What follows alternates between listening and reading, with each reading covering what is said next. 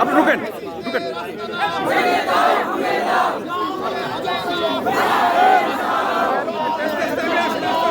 আমি নিয়ে নিচ্ছি।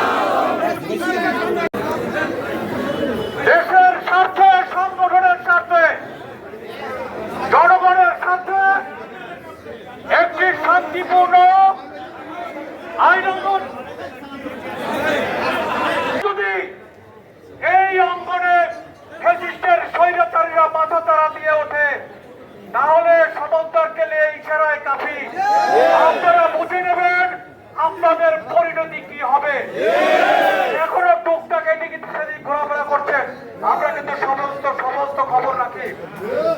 সরকার যদি আবারও যদি আইনানুগ পরিকল্পিতভাবে অস্থিতিশীল করার চেষ্টা করেন, গড়ায় গন্ডায় প্রতিটি অস্থিতিশীলতার হিসাব নেওয়া হবে।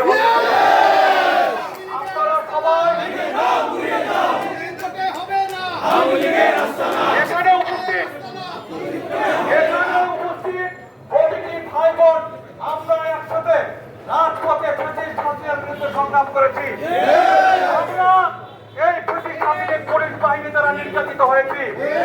গত 4 বছর এই যে জায়গায় আমরা আন্দোলন করেছি, সংগ্রাম করেছি, পাওয়ার পেয়েছি। আমাদের ট্রেনিং এর অভিজ্ঞতায় আমরা সমৃদ্ধ।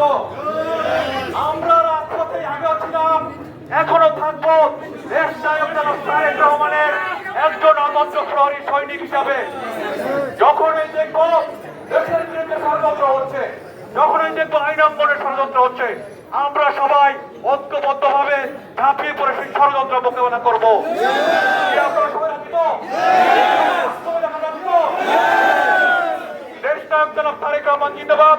আজকের সভাকে সফল করার জন্য আমি সুপ্রিম কোর্ট ইউনিট এবং কেন্দ্রীয় কমিটিকে ধন্যবাদ জানাচ্ছি।